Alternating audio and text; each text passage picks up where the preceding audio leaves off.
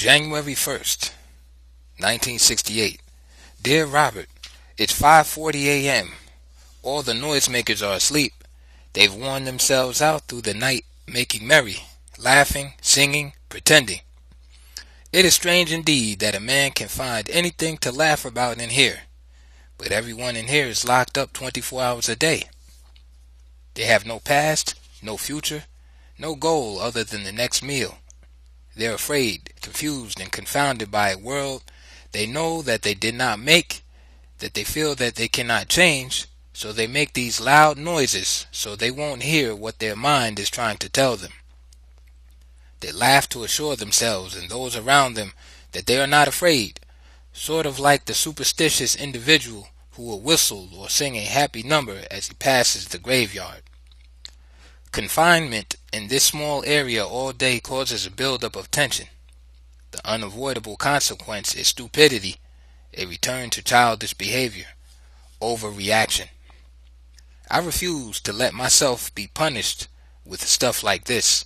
Locked in jail, within a jail, my mind is still free. I refuse ever to allow myself to be forced by living conditions into a response that is not commensurate with intelligence and my final objective. This will apply even more on the other side of the wall, out there where you are. What if there was nothing on earth that could be taken from me which would result in my discomfort? What if a person was so oriented that the loss of no material thing could cause him mental disorganization? This is the free agent. He is nameless, faceless, emotionless, loveless. He is without habit, without the weakness of the flesh. He travels light and only in the company of those who, like himself, prize self-determination above baseball and beer. Only the free agent can win for us the necessary control over the direction of our unrewarding lives. You should know that I only do what I think is best and most appropriate. I am a man with few alternatives. George. January 6, 1968.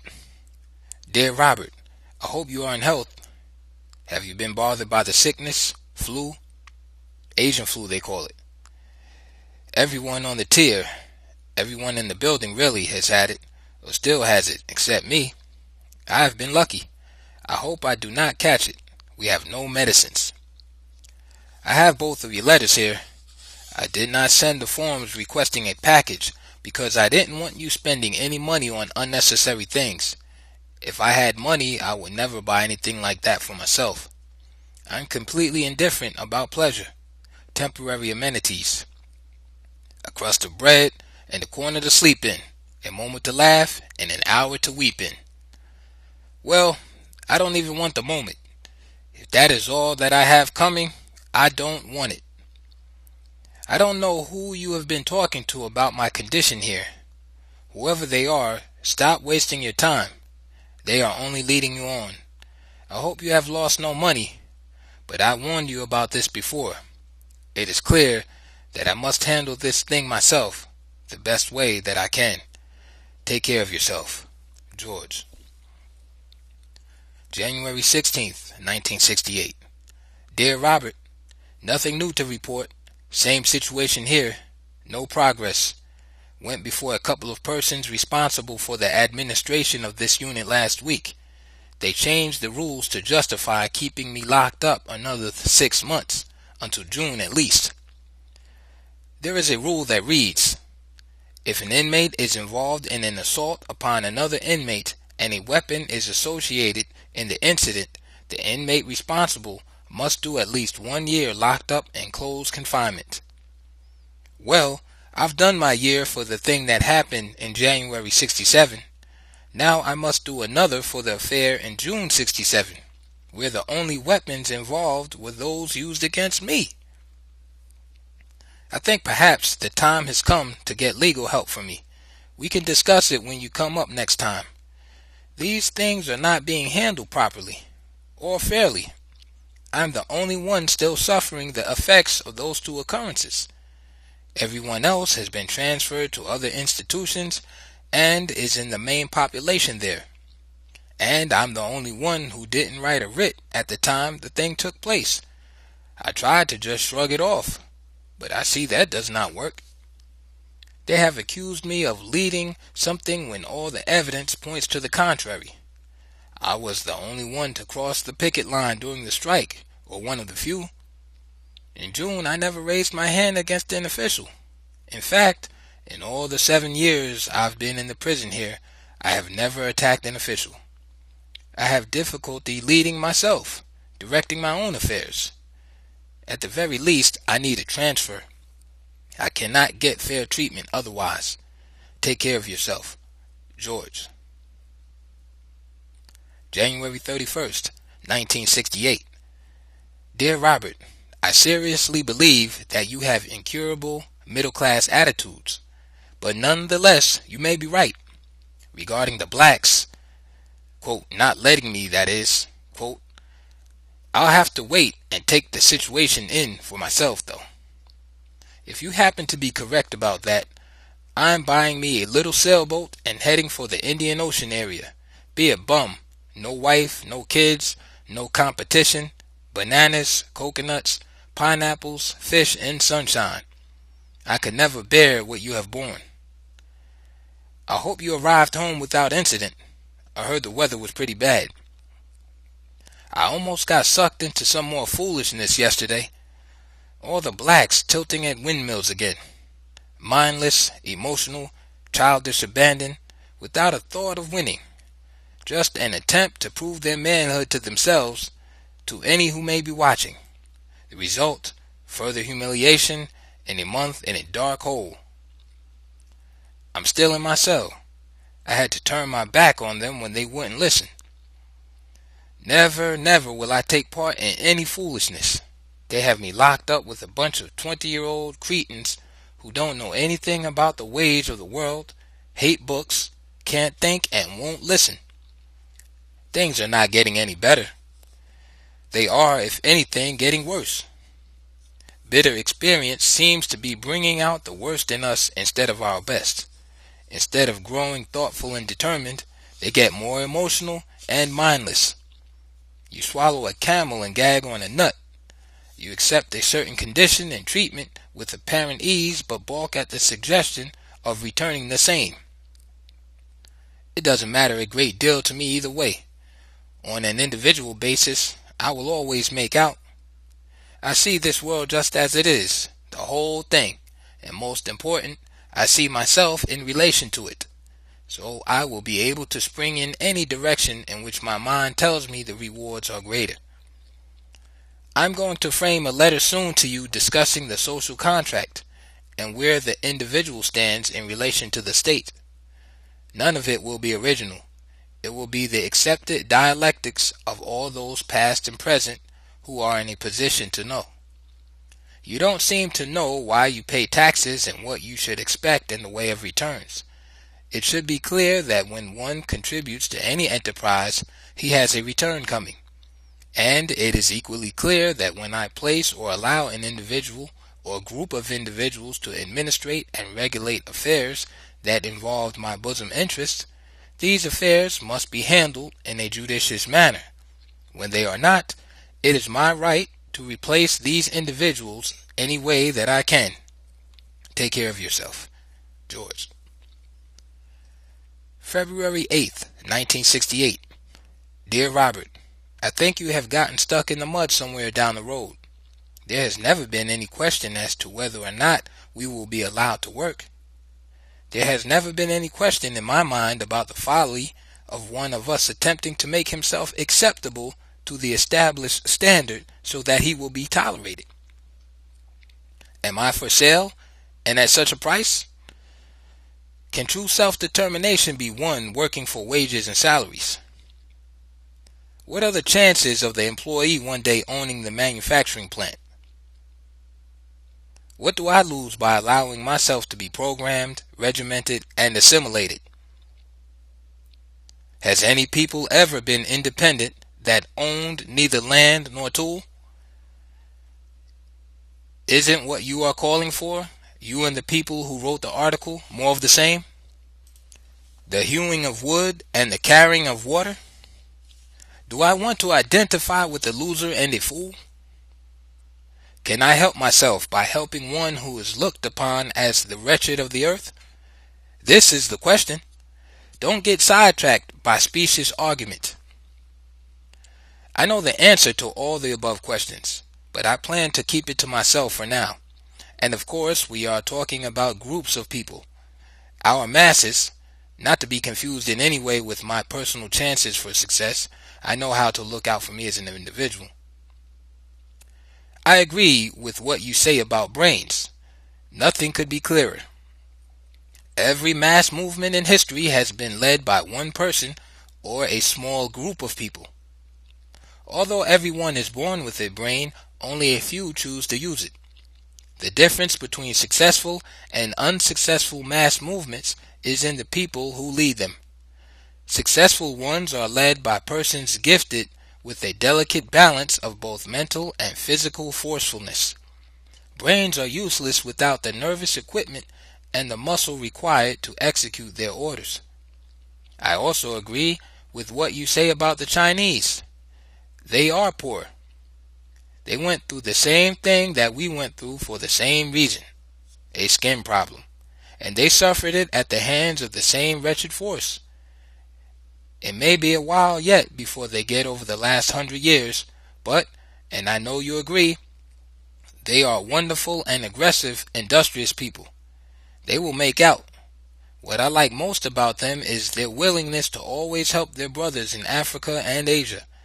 They understand the need and power of ethnic solidarity. When they look in the mirror, they see themselves. When they look at us, they see their fathers and brothers. Brother is the way we'll call it. John as well, I hope. Can you imagine how foolish a stranger would be trying to turn me against John? I have no love for strangers regardless of the fact that they own the sweatshop I am forced to labor in.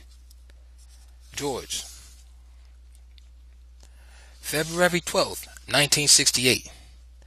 Dear Robert, congratulations on the birthday. I may not be so lucky, but my values are a little different from yours. I am concerned with living fully, living well rather than living long. And since I have a measure of control over the former, and none whatever over the latter, this makes sense to me. You should read some of the stuff you have subscribed to for me. The New Republic is good. So is Ramparts. If Ramparts went any further, it cannot get published. Those news weeklies are all published by ultra right-wing conservatives, people of the establishment, who feel they have something at stake in the present order. I've been to Mexico. I have also been all over the U.S. I've spent several days in the neighborhood where you were born. That neighborhood is far poorer than anything I saw in Mexico. But since Mexico is a colony of the U.S. also, just as our communities are, all I can make of this fact that blacks here are worse off than Mexican nationals is that the U.S. colonial masters think more of Mexicans.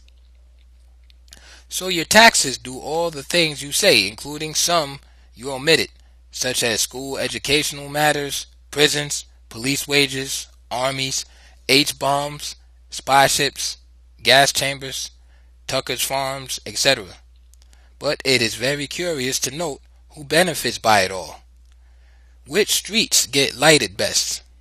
Which child goes to school half a day in a trailer, or to a school that is so crowded and understaffed that he might as well not go for all the attention he gets? The police stopped me 5 times, 5 different cars, in the space of 3 blocks in Los Angeles once. All the brush wars the U.S. has fought in the last 20 years were against men of color around the world. I could go on all week about how your tax money is being used, but let it suffice for me to say it is not being used to help you or yours. You are getting no return on your investment.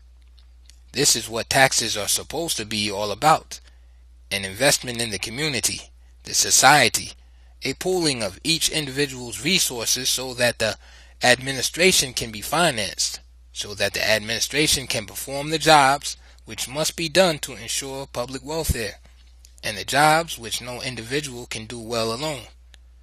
Now it follows that if everyone pays, everyone should get proper returns.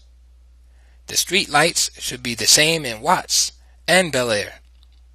It seems that some dereliction of duty has indeed taken place. George. February 19th, 1968. Dear Robert, too bad about John. I suggested upon your last visit that he may be getting too much TV. Anyway, you are absolutely correct in that these are his crisis years. You had better give him something good in the way of purpose, identity, and method. It should be taken for granted that he is getting nothing along this line in school. If anything, these things are being trained out, so that he will be a good Negro, an individual, a non-person, an intellectual dependent. If you do not know the definition of purpose, identity, and method, it is already too late for John.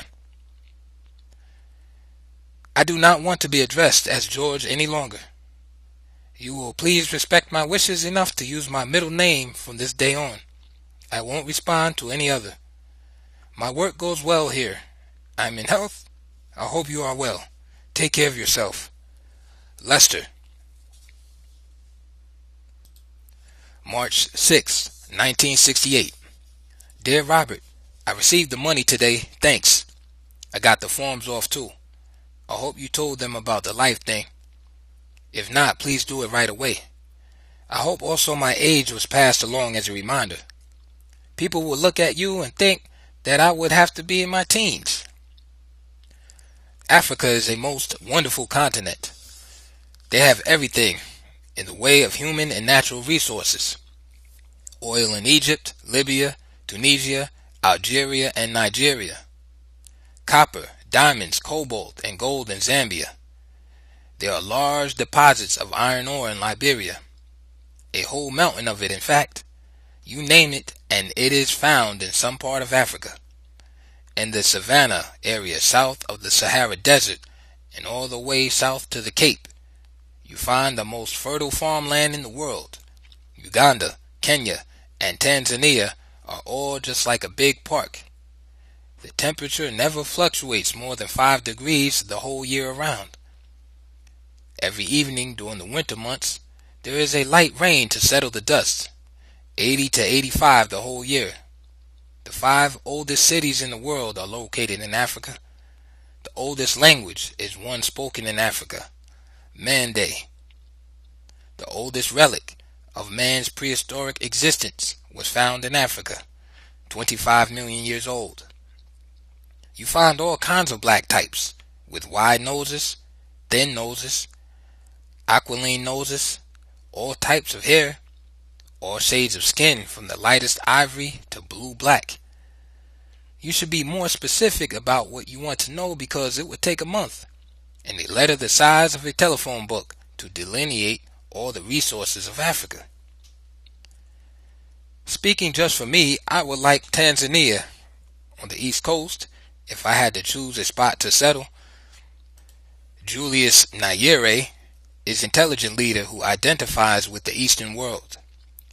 The country is developing fast and has unlimited potential in mining, agriculture, and light industry. Its problem, as with all the African states, is the absence of capital to expand the economy at a rate which will realize the rising expectations of the people and close the gap with the Western world.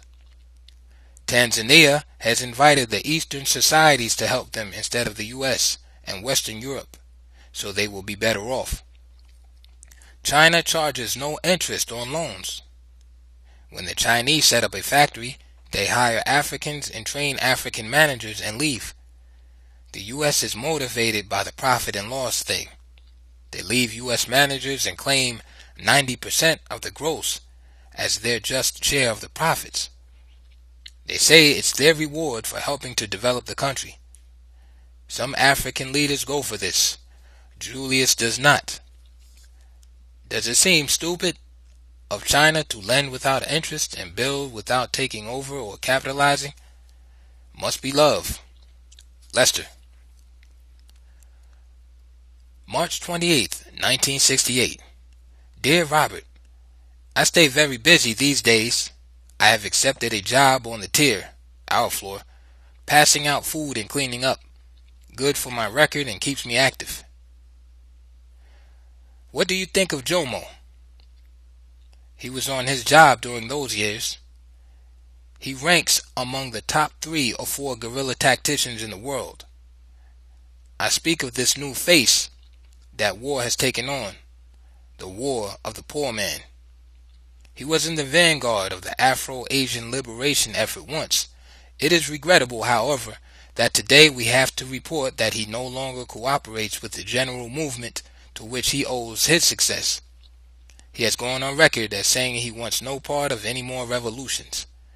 What can we think of a man who withdraws before the battle is fully won? This man has abandoned his old comrades and left the less fortunate to fend for themselves. The peoples of Southern Africa, Southeast Asia, and Latin America could use his cooperation, his support, just as he once was in need of support. Faint hearts never win decisive battles. Take care of yourself. Lester. April 11th, 1968. Dear Robert, MLK organized his thoughts much in the same manner as you have organized yours. If you really knew and fully understood his platform, you would never have expressed such sentiments as you did in your last letter. I am sure you are acquainted with the fact that he was opposed to violence and war. He was indeed a devout pacifist. It is very odd, almost unbelievable, that so violent and tumultuous a setting as this can still produce such men. He was out of place, out of season, too naive, too innocent, too cultured, too civil for these times. This is why his end was so predictable. Violence in its various forms he opposed, but this does not mean that he was passive. He knew that nature allows no such imbalances to exist for long. He was perceptive enough to see that the men of color across the world were on the march, and their examples would soon influence these in the U.S. to also stand up and stop trembling. So he attempted to direct the emotions and the movement in general along lines that he thought best suited to our unique situation. Nonviolent civil disobedience, political and economic in character. I was beginning to warm somewhat to him because of his new ideas concerning U.S. foreign wars against colored peoples. I am certain that he was sincere in his stated purpose to, quote, feed the hungry, clothe the naked, comfort those in prisons, and trying to love somebody, end quote. I really never disliked him as a man. As a man, I accorded him the respect that his sincerity deserved. It is just as a leader of black thought that I disagreed with him. The concept of nonviolence is a false ideal. It presupposes the existence of compassion and a sense of justice on the part of one's adversary. When this adversary has everything to lose and nothing to gain by exercising justice and compassion, his reaction can only be negative. The symbol of the male here in North America has always been the gun, the knife, the club. Violence is extolled at every exchange. The TV, the motion pictures, the bestseller lists. The newspapers that sell best are those that carry the boldest, bloodiest headlines and most sports coverage. To die for king and country is to die a hero. The Kings, Wilkinses, and Youngs exhort us in King's words to, quote, put away your knives, put away your arms, and clothe yourselves in the breastplate of righteousness, end quote, and, quote, turn the other cheek to prove our capacity to endure, to love, end quote. Well, that is good for them perhaps, but I most certainly need both sides of my head. George. April 22nd, 1968. Dear Robert, it was good seeing you. A bit exasperating, but still good to see you. Re-examine this point. If a government truly reflected the wishes of the people, if it truly represented a fair cross-section of the populace, it would follow that if the means of production and distribution were placed in the hands of the government, they would be controlled by the people. The central point is that the government must truly be representative. All important positions must be elective, and a man's position within the governing body must be solely dependent upon meritorious conduct of the state's business. Nationalization is the only answer to the problems of the modern industrial state. Take care of yourself. George. April 26, 1968. Dear Mother, I was looking for you last weekend. Robert had said he was going to bring you. I hope you are well. Robert indicates that you two very seldom see anything in the same light anymore. He also indicates that he doesn't understand why. He comes here thinking to give me solace and purpose. Purpose I have, solace I don't require. But appears to be more upset with the state of his domestic affairs than I am with my problems here. This is not to say that I do not enjoy his visits. It is good to have a little relief from this cell, but it seems to me that Robert may be coming apart, and I hate to witness it. He has attempted a breakout recently from long years of repression and backwardness, but the combination of non-cooperation from you and his daughters, and the plain fact that he doesn't understand the changes that are taking place around him, has placed a strain on his nervous equipment that may soon prove to be too much for him. He doesn't have much confidence in himself or in us as a people yet. His whole mentality, all of his attitudes are built around the transparent little platitudes and trite cliches that one reads and hears on the mass news media and other thought control facilities. He stated in the presence of some of his black co-workers that, quote, he was glad that troublemaker King got killed, end quote. He almost had to fight the guys. Now, what black would say something like that? It sounds like something that one of the white knights of the KKK would say. Years ago, Robert would have said nothing and had no opinion whatever to offer. But now that he has broken out and is trying to get into the mainstream with an opinion, he is all mixed up. I can understand that after such an experience on the job with his peers, he would certainly not want to get bullied by his women when he got home. I didn't agree with any of King's tactics, but he certainly caused no one any trouble, other than a few white perhaps. And I don't think I mind that too much. Robert will change, adapt in time if we help him along, and are subtle with our criticism and advice, and respect his wish to be the dominant male. He has that coming. It's hard working for these folks. I heard about your work on the kitchen. That's heavy work. Take care that you don't strain or break yourself. Why isn't John doing that for you? Take care of yourself.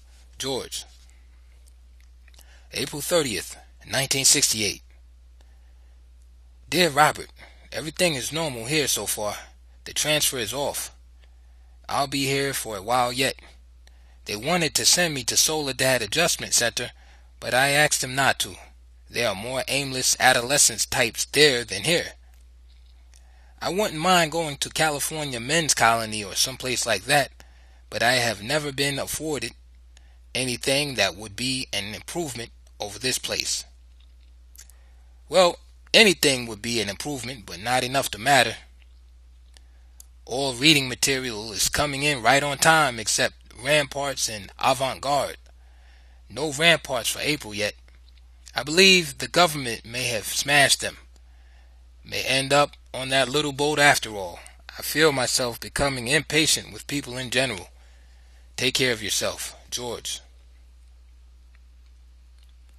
May 4th, 1968. Dear Mother, you are correct in all that you say about the problems of men and responsibility, and about the hangers-on and the foot-draggers, the failures and the failing, the myopic tendencies to squander time and energy in counterproductive efforts. At times, I become so depressed seeing it that I feel justified in deciding to release myself from my responsibility and just take off when I get home with you people in tow to some other part of the world where blacks have already come into their own, with an ocean or two between us and this place. But this feeling never lasts long, mainly because I understand why many of us react as we do. And I said react. Our responses to the social stimuli, and in our case in this country, they assert themselves as a challenge, must necessarily be negative when we consider that blacks in the U.S. have been subjected to the most thorough brainwashing of any people in history.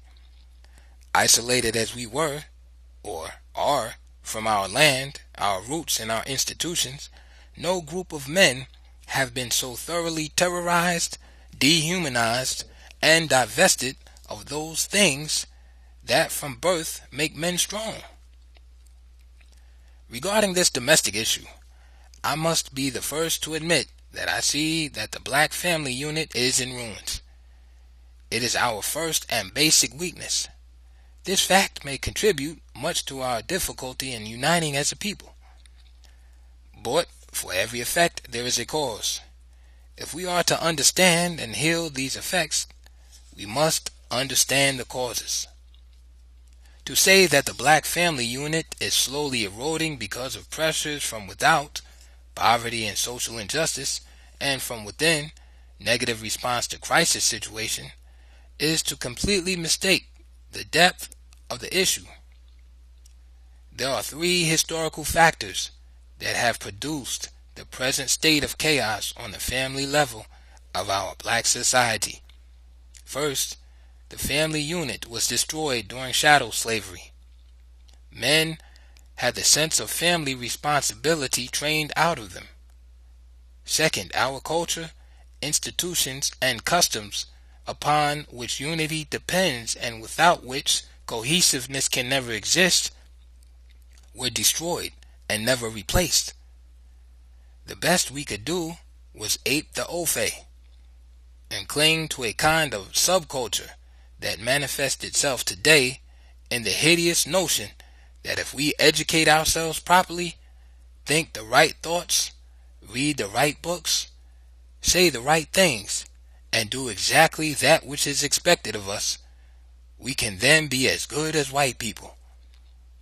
Third, our change in status from an article of movable property to untrained misfits on the labor market was not, as most think, a change to freedom from slavery, but merely to a different kind of slavery. Take care of yourself. George. May 15th, 1968. Dear Robert, it is good that you can afford a new car, since you have taken up the responsibility of managing the household expenditures. I see you have a little more to spend on what the Yankees call discretionary spending, money above what is needed to provide the basic survival materials. You sound like a high school civics textbook with that thing about free speech and free press. You couldn't believe stuff like that. Freedom of the press is for those who own one. Even they are kept in line by economic pressure from above. Very little of the repression is done overtly, my friend. You cannot see a tree's roots all the time, but because one cannot see them does not mean that they do not exist. The tree couldn't stand without them. Take care of yourself. George. May 16th, 1968. Dear Robert, the silent treatment is counterproductive. Guile, craft and gentle persuasion on what's happening. When guile fails, then force must be used. Guile only fails when the person one is dealing with is smarter. Men must either be cajoled or crushed, depending on the circumstances. But with women, I can't see any reason why craft shouldn't always suffice. These institutional committees are strictly local and inconsequential. They have no fixed number of seats, no fixed personnel. They are governed by caprice. All decisions are arbitrary. I have never received the benefit of the doubt. I never get a break, as you well know, from the fact of these 8 years. But don't let me start complaining. As a defense, I never expect anything, never form attachments for material things, and refuse to be punished or allow my thoughts to be disorganized by anything that happens to me here. So you can uncross your fingers and put your fears for me on that score to rest. Nothing can upset the logical processes of my mind. No amount of hunger, neglect, cold, pain, discomfort, or terrorism. Well, take care of yourself. George. June 6th, 1968. Dear Robert, it was good to see you folks. I hope you got back safely. You know they cut our visiting time short. I snapped to it when I got back to my cell block and noticed how early it was. It was not crowded in there either, from what I can recall. It seems at first sight that Georgia has adjusted her attitudes to conform somewhat more closely with reality. That is wonderful. It is surely past time for all of us to stand up and stop trembling, grab the bull by the horns, and ride him till his neck snaps. The events of the last 2 days have left me in a most exuberant frame of mind. I haven't felt so good since the first of the year and the time of the Tet Offensive. John is an admirable man-child. You sired a man without question. I just know that you are training him to be a benefit and a credit to his kind, and to act out of his historical, obligatory duty. I know you are teaching him to love just us, and protecting him from this alien ideology. I am certain that you are doing this since you remember clearly the failure of your father and his father, and so on as far back as it goes. Take care of yourself. George. June 14th, 1968. Dear Mother, try to remember how you felt at the most depressing moment of your life. The moment of your deepest dejection. You no doubt have had many. That is how I feel all the time, no matter what my level of consciousness may be, asleep, awake, in between. The thing is there and it keeps me moving, pins my eye to the ball, uptight, 24 hours a day. Our general situation and mind at present especially, the inadequate response, the absence of genuine remedial thought and action, these are why I am as I am. I had a letter from Robert this morning professing a heartfelt sorrow at the passing on of one of our strongest enemies. A slick-tongued, opportunistic, demagogic falsifier. What a prodigal waste of affection, especially when we consider that Robert felt only relief at the time of the last political kill, M.L. King. I can't reach Robert. He has a natural slave mentality like so many other black men of his generation. I understand why the mindless pursue the favor and affection of an insensitive and implacable opponent, but I cannot understand why they insist on planting those ideals in the minds of their sons. They go through life discovering that this enemy cannot be appeased, that he is relentless, callous beyond repair, dedicated to personal financial success, heedless to its cost in human suffering. Yet when the sun comes along, instead of acting upon these discoveries in a positive way, they lie, pretend, defend their inaction and collaboration, head down, shoulders bent, nose stained brown. I tolerate Robert because he stuck with us, or you, pretty faithfully. No small qualifier when one looks around at other families in the black community. But he has to go through many a change before I can really accept him. It may be too late for us to establish a relationship conducive to the remedying of our physical and material problems. I hope not. As I have stated before, you can help us both. Just as those regressive ideals were sneaked into his consciousness, so we can sneak some progressive ones in. Propaganda works both ways. But one must be subtle. He is sensitive about being bossed. By blacks anyway. I have wanted to write this letter for 2 weeks now, but I have been preoccupied. I wanted to enlarge upon some of the things we discussed when you were here. First, all men want to own things, to possess material goods, to make themselves comfortable today, and to secure themselves against the unpredictable tomorrows. This is self-preservation, a natural thing found in all animals. It is only latent in some men, but it is still there all the same. When this instinct works on a man without his full understanding, he does radical things. Now read carefully, Georgia. When the peasant revolts, the student demonstrates, the slum dweller riots, the robber robs, he is reacting to a feeling of insecurity, an atavistic throwback to the territorial imperative, a reaction to the fact that he has lost control of the circumstances surrounding his life. Whether he knows it or not, it is all the same. This system, its economics, its politics, were formed around an age that is past. It was inadequate even then.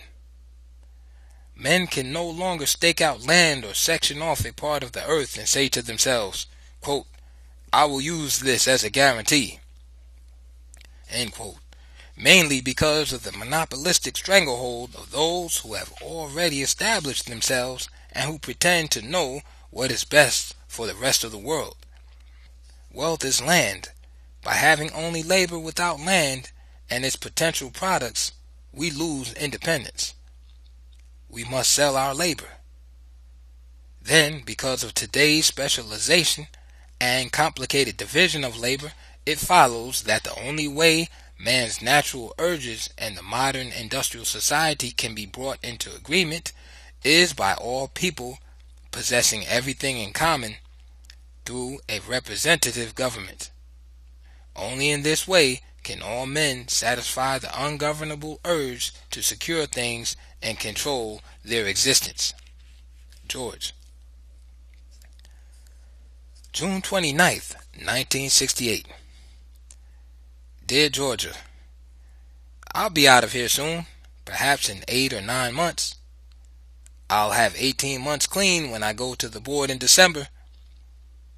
You know that I have my time in.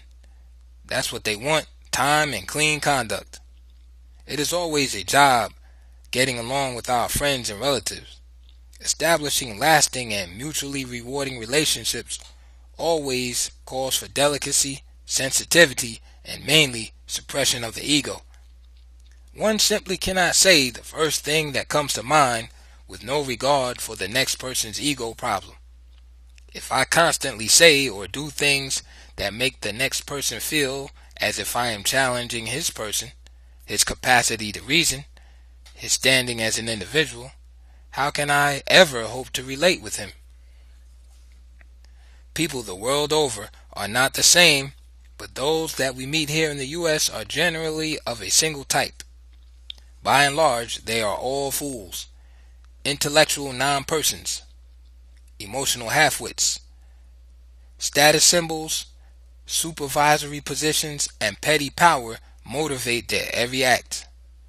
Personal, individual, financial success at any price is their social ethic, the only real standard upon which their conduct is built. For us blacks in particular, this is a nightmare proposition. When this standard, this criteria for the measurement of individual merit and worth in this society is applied to us, measured against our standing or holdings, we cannot help but come out with a very low opinion of ourselves. From the womb to the tomb, this plays on our minds. We are not worth more than the amount of capital we can raise. That is why you see blacks pretending to be doing all right. That is why a black man will buy a new car, status symbol, before he will buy food for his child or clothes for his wife. And again, with blacks, this whole thing goes even deeper. No man or group of men have been more denuded of their self-respect. None in history have been more terrorized, suppressed, repressed, and denied male expression than the U.S. black. This is what you are up against in relating to Robert. As I said before, he is going through a breakout. He is trying to get back. He wants to express himself after years of being a vegetable. As with most of the men of our community, he is just starting to feel his strength now. But soon this will build into a rage. And when I rage unabounding. Don't interfere with that thing. You should have never objected to the social club. You caused him to transfer just a bit more of the subconscious disregard he has for our enemies onto you. John's real problems can be solved only through community action, a massive, total, mutual effort. We are not surviving and cannot survive as individuals or as family units. We must get together. And then too, what can Robert give John in his present state of mental development? He can only benefit from contact with people he might learn from. He must first learn what to give and how to give it to John before he can help him. Just spending some time with him is nothing. I don't think you handled that right. You should have offered to help his organization, perhaps even participate to some extent. Don't be backward. George. August 9th, 1968. Dear Mother, it was good for me to see you again. I also have your letter here before me.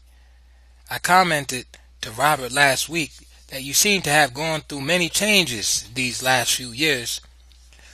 That's what life is all about, growth and change. You will at least listen. Few people are so endowed. I feel much better as the result of your visit. Please try to come more often, or at least when Robert comes. I understand that you people have never had any exposure to these things that interest me, and I know that everyone cannot be alike. But I also know that if we are to relate to each other, work together, build together on the basic things, we must agree. I agree with many of the things you say. I concur with any rational and constructive judgment or assessment you may make, as long as it is intended to forward our thing. No transfer for me, they turned it down. No relief in my ordeal. 24 hours a day in this cell. I've been in here for over 18 months now. In prison 8 years next month. I've forgotten what it was that earned me this. George. August 17th, 1968. Dear Mother, it can all be reduced to the simple fact that we want you to be yourself, secure within your reality. Why should my woman have to follow someone else's criteria of right and wrong, beauty and ugliness? Please believe me, Mama. The truly ugly thing is the pretending, faking it, imitating, monkey see, monkey do adoration of the repulsive. On close examination, what you are saying is that black women standing naked and natural are ugly or less than beautiful. From this nakedness and natural posture, the only way for her to remotely resemble anything beautiful is to bleach and straighten her hair, and hang her limbs with clothing designed in Paris, London, the US, and other parts of the barbarian world. For you, there is only this one standard of beauty, the Western standard. I revolt against this absurdity. I understand that this is all you have ever known. I allow for this, but you must be able to see by now that this model of perfection you have subscribed to in the past is no longer the fad. Black is back.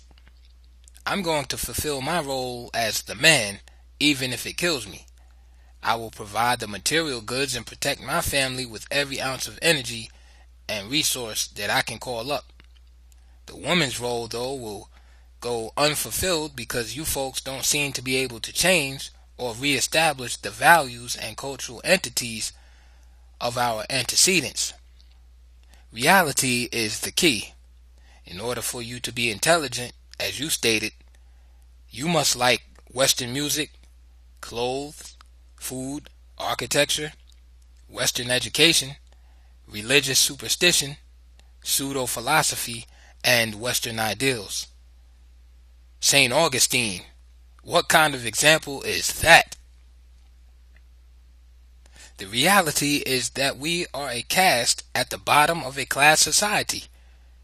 The only group that has built-in factors, physical characteristics, that prohibit any form of socio-economic mobility. We are the totally disenfranchised, the whipping boy, the scapegoat, the floor mat of the nation.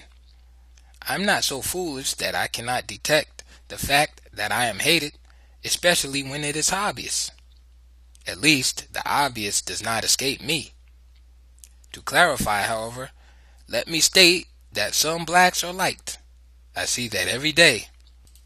But I am not of this kith. They hate me. I don't find this at all uncomfortable because I have some prerogatives. I would be doing something wrong if they liked me. Do you understand? I don't want anyone to accept me. As an individual, I don't worry about my future. I know my ideals will prevail, so I don't worry about that. They can't harm me because the reality is that I have nothing to lose but my chains. It is clear that they are not going to give me a chance. You were right. That is exactly what they fear. Just because I want to be my black self, mentally healthy, and because I look anyone who addresses me in the eye, they feel that I may start a riot any time. I've stopped more trouble here than any other black in the system. George. December 3rd, 1968. Dear Mother, I'm supposed to be going to Soledad again any time now. It is a much better place than this. Remember when you came to see me while I was there before? We sat around a table in easy chairs by ourselves. How have you been? Healthy and wise, I hope. No noticeable change here except for the prospect of my transfer and a cold that has me doubled over all day coughing. Penelope asked me to send her my package approval form so she could take care of me. I sent it and told her that she must send the stuff right away so that I will get it on the very first day packages are allowed, to avoid any possible mix-up due to the transfer. Remember in 1962 when I transferred here in December? There was such a mix-up that I got nothing you sent. I can't say just what the problem is. We all seem to be in the grip of some terrible quandary. Our enemies have so confused us that we seem to have been rendered incapable of the smallest responsibility. I see this same irresponsibility in every exchange with my kinsmen here. Irresponsibility, or mediocrity at best, disloyalty, self-hatred, cowardice, competition between themselves, resentment of any who may have excelled in anything, heads bowed, knees bent to some man or some stupid idea of a god. I've stopped saying anything at all. I haven't uttered a word in 2 months. I refuse to even acknowledge a greeting with anything larger than a raising of the head. One step forward and three backward. Where are we going? George. December 22nd, 1968. Dear Mother, I probably won't leave here until next month. They are sending me to the board here. It meets the 30th and 31st day of December and the 2nd and 3rd of January. I'm doing all right and have some very efficient earplugs to help me preserve my sanity. Have you any theories why blacks talk so much and are so loud? A Chinaman told me once that blacks were the oldest and finest people on earth. Quote, but one thing wrong, talky, talky, talky. End quote. Wish the best for you, the best of everything this year. May be in a position to help work something out before this one's gone. Take care. George. April 14th, 1969. Dear John, black culture is a monumental subject that covers countless years. The first man, and consequently the first culture, was black. You can't expect much coverage of so large a subject in 9,000 words. I will, however, write an essay that starts with the beginnings and touches on all that is important, with a brief resume on the black subculture on the present-day United States. You can make your own bench cheap.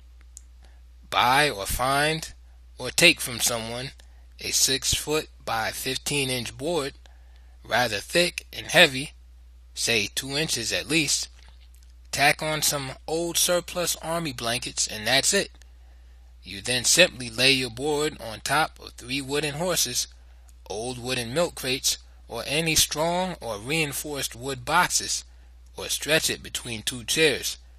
Leave it unattached, however, because that way you can use it for incline presses by leaning it against a wall or letting it rest one end on the ground, one on your box or chair. I'll get started on the other thing now. Why did Georgia take your books? Sounds pretty bad for her. I gather she wasn't serious about the things she said when she was here last. George. June 12th, 1969. Dear Mother, final results. Denied. 1 year. Go back to the board. Next, June 1970. George. June 28th, 1969.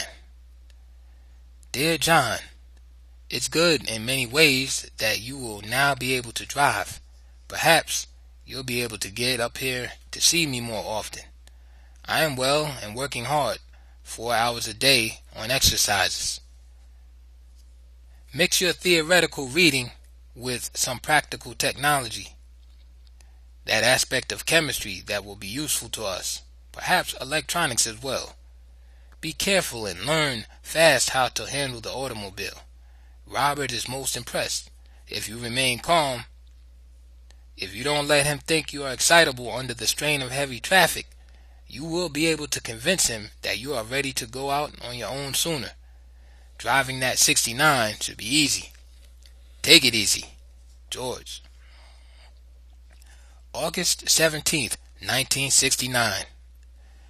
Dear John, the usual here. Each day comes and goes like the one before. This little joke isn't funny any longer. I add 5 words to my vocabulary every day.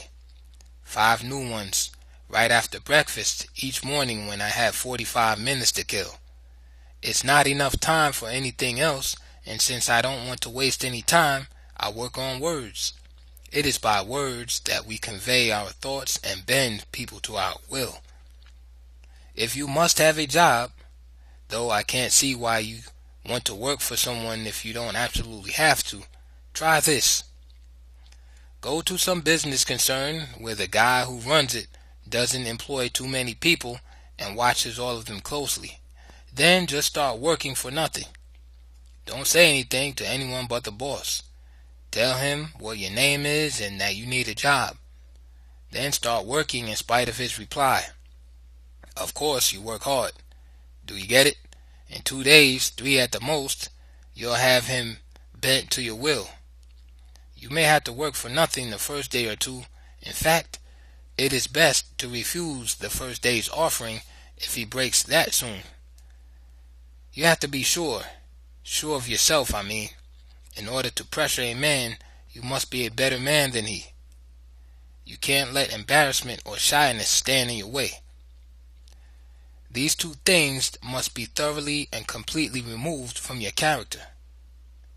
Loading trucks in a junkyard where the work is hard, garages, warehouses, etc. These are places to consider. Don't try anything that requires skilled labor. You'll mess up someone's stock.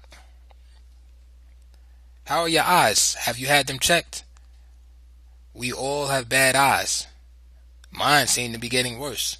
I hope not. I can see very well at a distance, but cannot focus well on close objects without the glasses. Find out for me if Georgia sent the shoes and other stuff.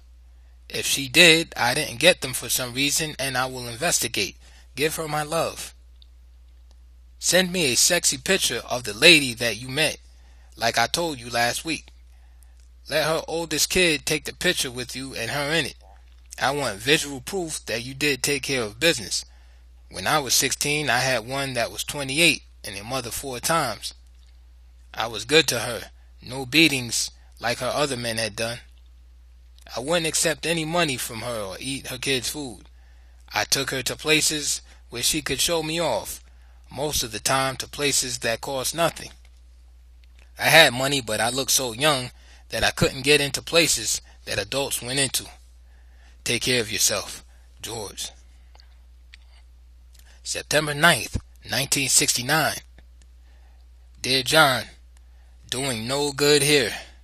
It is looking no better, but at least I have developed no new problems. What do you think of your old man?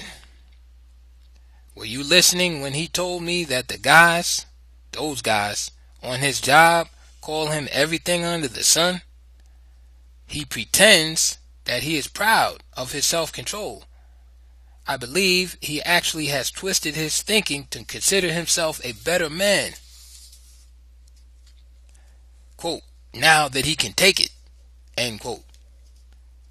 A lot of us colored folk are like that.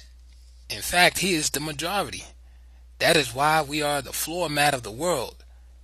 Because we can take it. Robert is a good brother on an individual, personal, brother-to-brother basis. But you must reject his philosophy. The credo of the slave, the self-destructive, self-perpetuating doctrine of the menial, the woodcutter, the water boy, the groom, the employee, the flunky's flunky, the abased. However, the rejection should be a silent one. There is no chance of changing Robert, so he must be accepted as is and protected as much as is possible. There are those among us, we must admit, who cannot take any sizable amount of freedom. They are in the majority. You cannot relate to them with ideals. They have fallen beyond caring about ideals. The only thing that will make them move is a push. No explanation, just a shove. You are concerned about working, having money, living better, etc.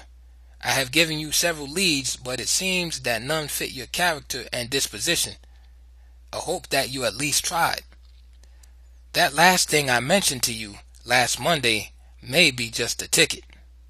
See a brother named E. He can help you get that kind of work. You have your driver's license now, so there should be no problems. But if there are, you should be old enough and prepared to handle them now. If I am wrong, then you will never be ready. Well, take care of yourself and write me like I asked you to. George. September 15th, 1969. Dear John, got your letter today. On the job thing, it is up to you. I think you made a wise choice. However, if you can stick with it, there will be plenty of lures at the school. Soft, warm, smooth lures. When do you start back? And what years are you in? This should be your last year, isn't it? I'm just drifting now, doing a lot of reading, waiting for my shoulder to get together. It is a little better. Things are awful tight here. Everyone tense.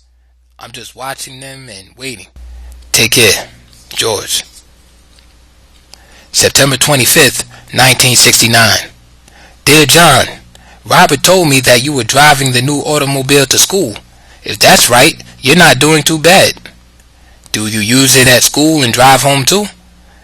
But he also mentioned that if you didn't show improvements in things of a scholastic nature, he would be very disappointed. I'm thinking that he feels a lot for you. He really does, I know. He simply doesn't know how to relate to you.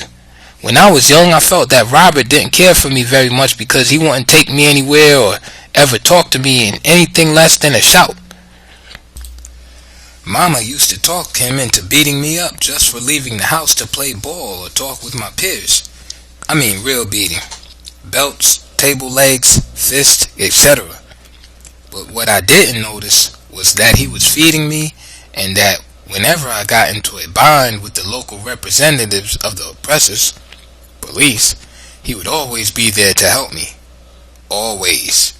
No matter what I had done or how much he hated what I had done. Life has been one long string of disappointments for Robert. It wouldn't be good to just take lightly his wishes to see you become more aggressive in your development. It isn't necessary to disappoint him. You can satisfy him, help yourself, and serve the cause of black self-determination by picking yourself up and taking Chairman Mao's great leap forward. I hope you are involved in the academic program at your school, but knowing what I know about this country's schooling methods, they are not really directing you to any specialized line of study. They have not tried to ascertain what fits your character and disposition and to direct you accordingly. So you must do this yourself. Decide now what you would like to specialize in. One thing that you will drive at. Do you get it? Decide now. There are several things that we as a group, a revolutionary group, need badly. Chemists, electronic engineers, surgeons, etc. Choose one and give it special attention at a certain time each day. Establish a certain time to give over to your specialty and let Robert know indirectly what you are doing.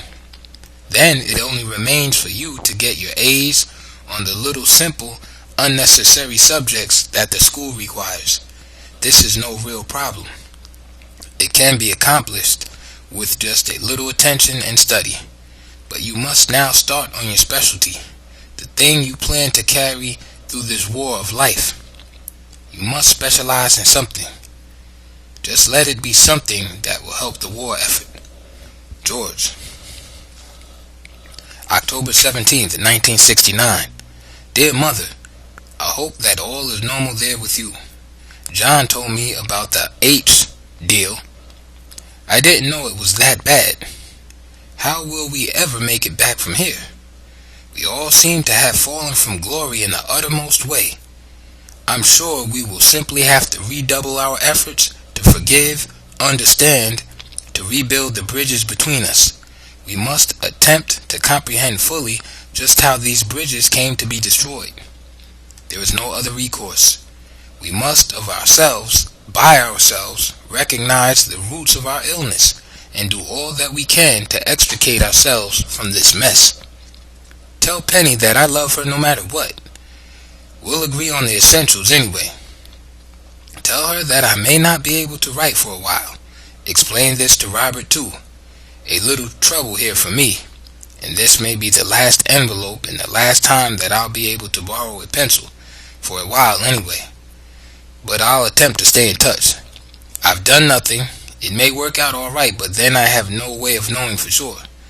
They sweep in and sweep me away to a little closed cell in a closed wing of the prison without any explanation. I don't have any of my personal property. Forget the phonograph and records. I won't be allowed to have them. I didn't really want them anyway. I'm going to send the typewriter home first chance I get also. What's happening now is what I tried to explain to you several months ago.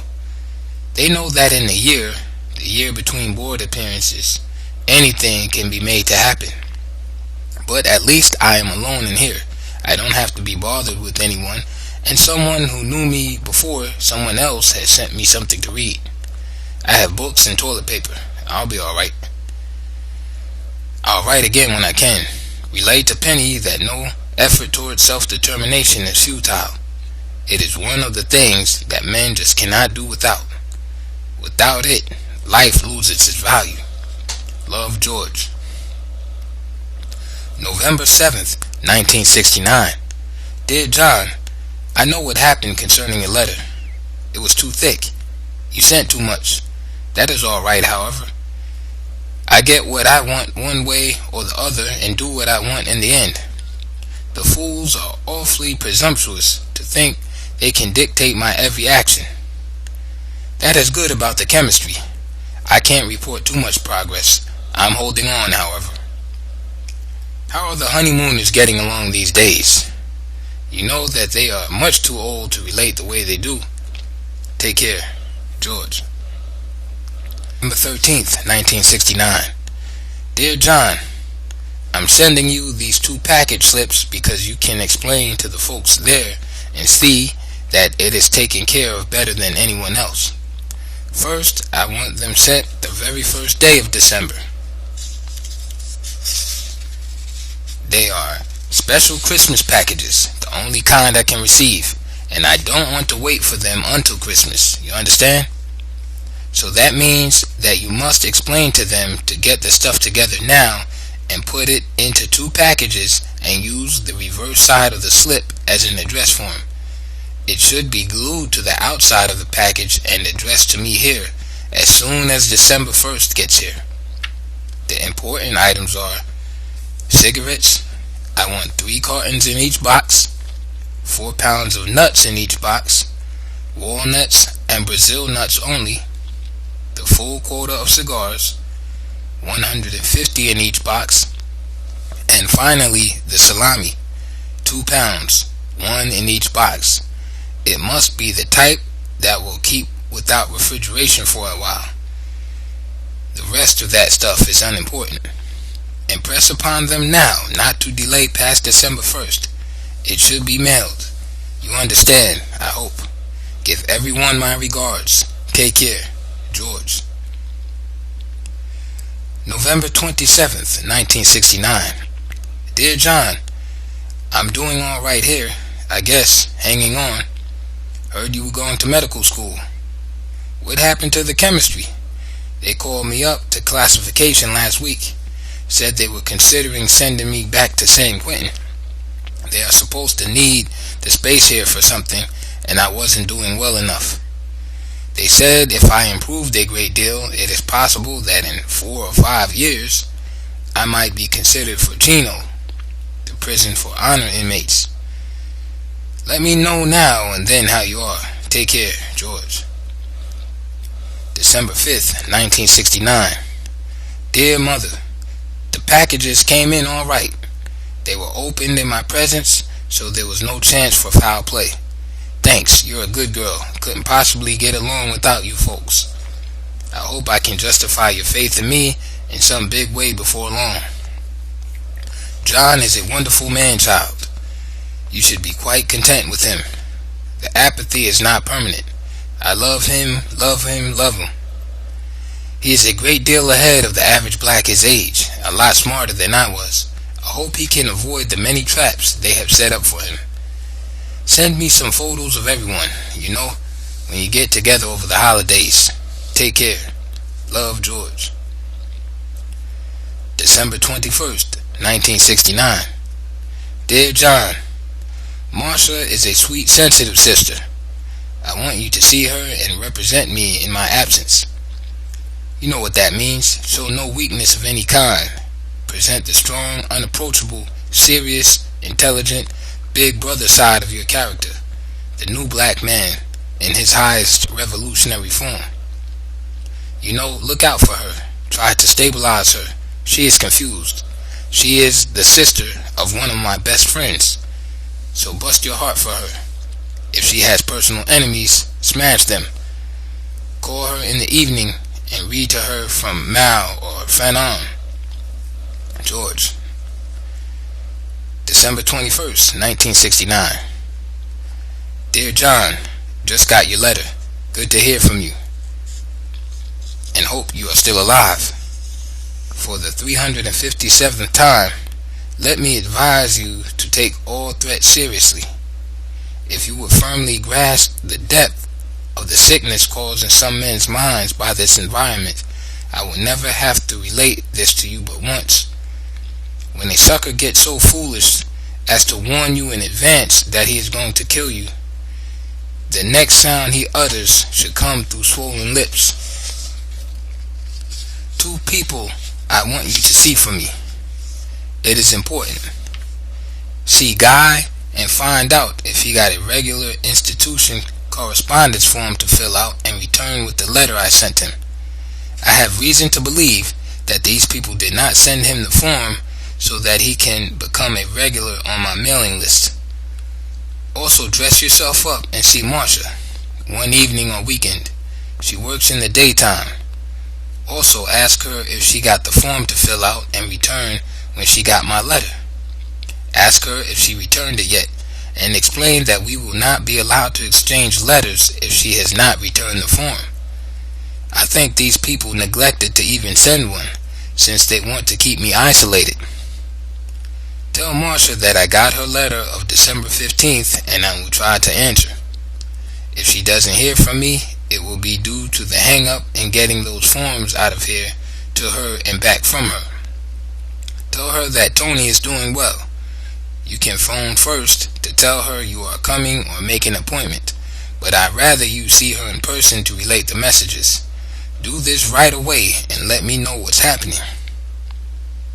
I don't know what to tell you about that school thing. I know it is boring, listening to those idiots and falsifiers 7 or 8 hours a day, but it's the best way until you are ready to revolt. Just don't mistake any of the lies for the truth. Robert will lie to you if he thinks it will help you to survive. He has been surviving on one for half a century. Take care. George.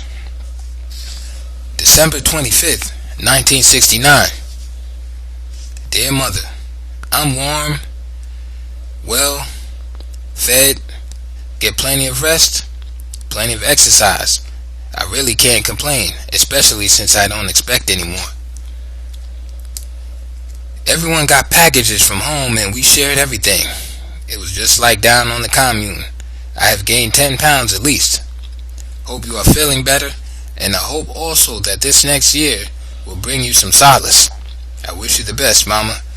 Take care of yourself. George. December 28th, 1969. Dear John, received your letter. You said nothing about Marsha.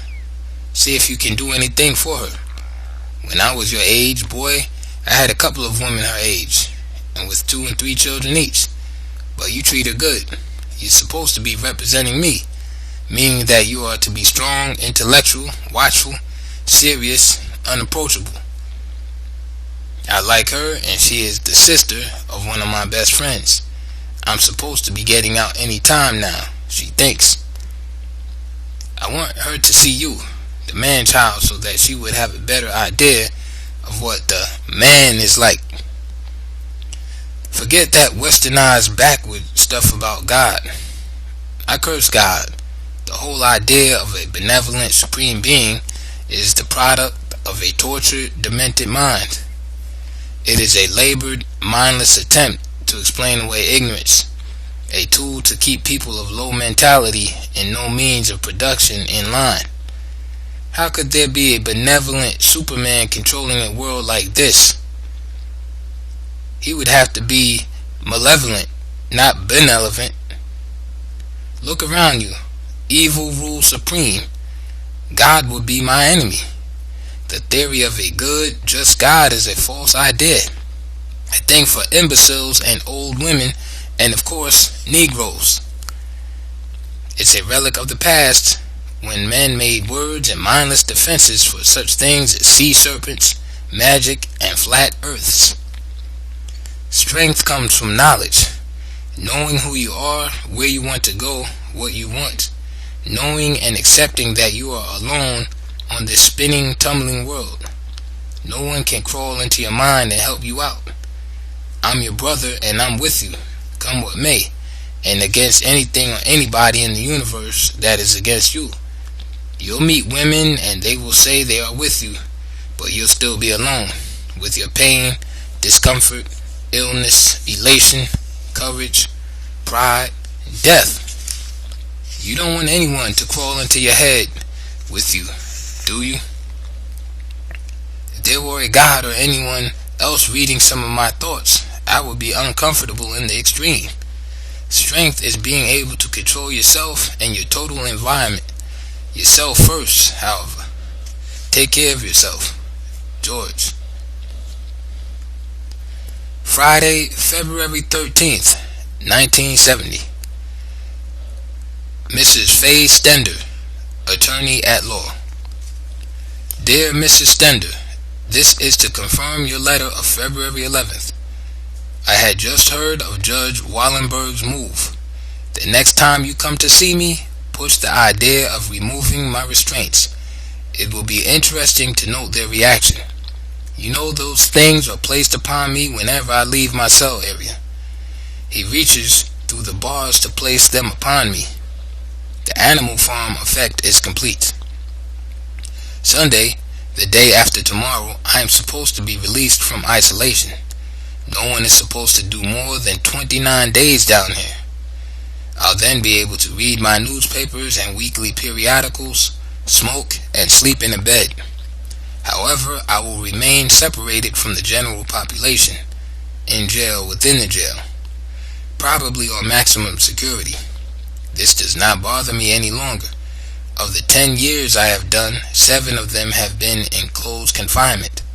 I read, exercise, and write. Sometimes I'll daydream.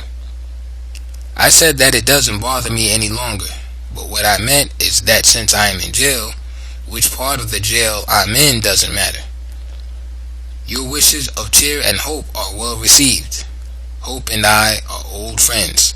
Thanks, and let me know if you can do anything with the novel idea. Sincerely, George L. Jackson. Thursday, February 26, 1970. Dear Faye, you are aware that I want to read the transcript of grand jury testimony. All 3 of us would like to go over it. Since we are living so close together down here, 1 copy would be enough for all 3 of us. I had a chance to read only parts of it on the 24th. Do you have any trouble reading my writing? It is the best I can do. If you are having trouble, however, I'll print. I'm warm. I never have liked to eat too much, so all is well with me here. I won't complain. I've never had much of a problem with the purely physical things, the weaknesses of the flesh. I never notice food. I get fat on what the average individual would starve on. Clothing? I prefer something dry and clean if it is readily available. I feel guilty when I sleep more than 3 hours a day. Where I am presently, the night light in front of my cell allows me to read or write as late as I wish. The cruelest aspect in the loss of one's freedom of movement is of course the necessity to repress the sex urge. But after 10 years, I have even learned to control my response to that stimulus. 1,000 fingertip push-ups a day.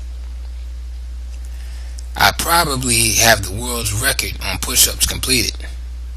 So, if they would reach me now, across my many barricades, it must be with a bullet and it must be final.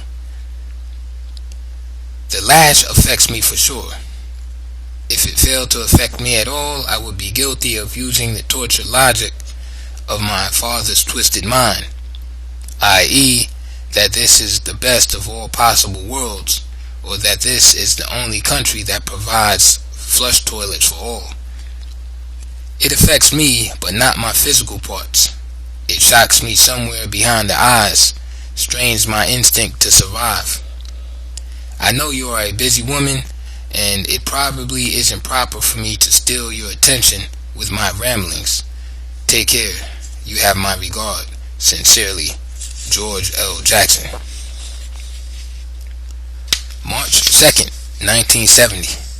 Dear Faye, we received a copy of the transcript today through the mail. It was John Clichette who actually received it. I also had a letter from my father. It was a long letter. Considering that he normally writes only a few lines, it seems that he is now prepared to accept the validity of the many charges I have long made against certain forms of organization, and specifically certain elements within the forms. I suspect that Georgia may have had something to do with it, just to make him feel better. Either way, it denotes the effects that trauma has had on people, especially people who are affected by little else. I am convinced that black people can never be influenced by ideology alone. The men have been too conditioned against it by violence, and they are afraid. The women think of themselves as too practical. They can be moved by one thing only: money, honey. However, I love them all just the same. I reason that with a continuous stream of shocks and the promise of spoils, they can eventually be induced to reach beyond their immediate surroundings. A guard said something nasty to one of my sisters last Tuesday. This may have been the catalyst with my father. He's a stranger to me, almost. I just got the letter in the book you want me to read. I see that you posted it on the 26th. Thanks, I'll get right on it. You have my regard. Please give my further regards to our friends. Sincerely, George L. Jackson. Thursday, March 5th, 1970. Dear friend Faye, I have started this 3 times. This first is in way of an apology, for I feel one is due you. At the close of today's proceedings, I left without as much as a look in your and John's direction. I'm afraid that you may mistake such behavior as the unfeeling and callous disregard of the slave. I hope I have trained all of the slave out of me. Neither would I have you feel for even a second that I could make any at all mental associations between you and your people and those who stand in my way, simply because of the external resemblance, or let me say any external resemblance. I never have, even in the really bad moments, lost the ability to evaluate people one at a time, and never will. The only way I can explain the little thing that occurred this evening is with an explanation of that pain or shock that strikes me at times just behind the eyes. I don't understand it entirely myself. From early this morning, I carry the metal around. That vehicle they transport us in, which we ate lunch hands to side, is very cramped. And then, and most important, the attitude of the pig in the jury room when he came to take me back. I believe it first started bothering me then. The thing in my head. Campbell. Note. Campbell, the first judge assigned to the case. He later withdrew after the defense accused him of blatant expressions of racial prejudice. End of note. Again, ruling on. You see, someone failed before me, trembled and failed. My father, his father, leaving Campbell in a position to rule me out. I have very bad moments when I think of that, and of course it follows that I must think of my own failings. Can you understand that being a helpless type affects me deeply? You are a very intelligent, sensitive, and wonderful person, and the image you form wedged between me and who knows what fate, elates me in one sense and infuriates me in another. Why should I have to relate and exchange from such a position of weakness? It comes down on me at times. I am tortured by the vision of someone like myself standing at the bars of his cell 200 years from now, cursing me. Dereliction. So let me apologize for today because it bothers me. Let me take this occasion to apologize in advance for the seemingly crude responses you may detect from time to time. My sensibilities may be somewhat damaged. You can help me with this over the years to come. The tape. Note. A personal message from Huey P. Newton. End note. Left me feeling better than I have felt for 10, perhaps 15 years. I got the transcript and your letter upon my return this evening. When will I see you again? George. Monday, March 9th, 1970. Dear Faye, just heard something of Campbell's imminent retirement. It could occur at any time. Did you by the way take note of his statement in court the other day to the effect that he, quote, was also once an attorney and had defended unpopular causes? End quote. His words exactly. I don't know if it means anything or not, but the court reporter stated on his page that he recorded 1 to 48 pages of testimony, and we have only 1 to 46 pages. I guess you have learned by now that my mother loves to talk. She also at times will say what she is thinking without considering the effect it may have on the listener. She gets so carried away at times that I have been led to suspect that she may be affected with, well, she may be a mild hysteric. Not the sexual type, but the simple nervous type. She is, however, a sweet woman with plenty of guts. We have always related well. I am still among the living, so I guess I'm doing alright. The dentist denied me medical attention for the 10th time today. This morning, that is. We may have to discipline him soon.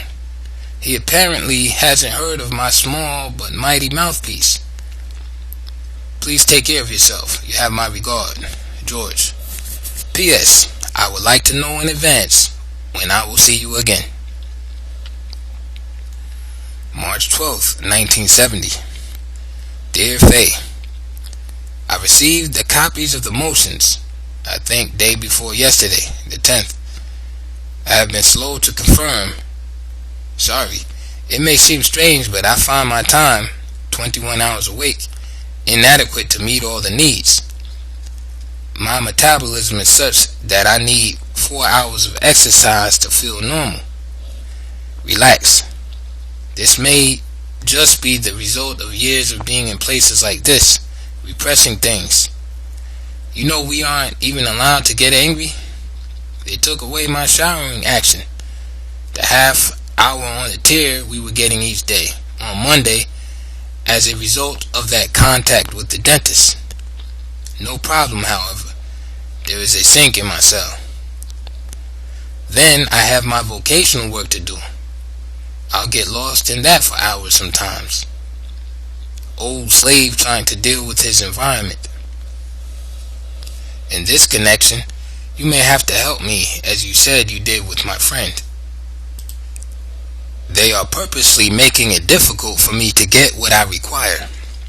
We can discuss it when I see you. Georgia was up to see me yesterday. The 3 mothers and 1 aunt all came together on the bus. I have your letter of the 10th here before me now. Thanks. You have my sincere regard. George. Sunday, March 22nd, 1970. My friend, the thought just occurred to me that you could challenge that guy B on his theory or statements concerning the possibilities of his secret witness being done in if he allows discovery. Note, at the prosecution's request, The judge initially denied the defense the right of discovery on the grounds that it would jeopardize the lives of the inmate witnesses. End note. You see, every time a rat does get put away, the prison authorities always release a different reason for the attack. Never that he was an informer.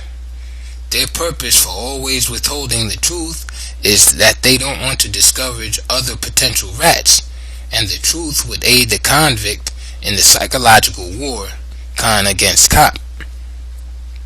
For it is their purpose to always keep us divided and fearful of trusting the next con. You are aware that it's always the goal of oppressive authority, those who govern without the consent of the governed, to keep their wards divided. They can maintain their control in no other way. Divide and rule, in its simplest form, is standard police procedure. They must always display their rats, boast of knowing all that goes on among us. When it's more than one person on some crime, they will be split up and each told that the other has confessed and implicated him, etc. You know the line. Inside the joint, it is the same, only much more intense. A sense of terror, betrayal, and insecurity prevails at all times. It flows outward from the captain's office. Divide and rule, divide and rule. An Italian in the syndicate at one time killed a Mexican in Folsom because the Mex suddenly started telling everyone not to trust someone who was supposed to be a rat.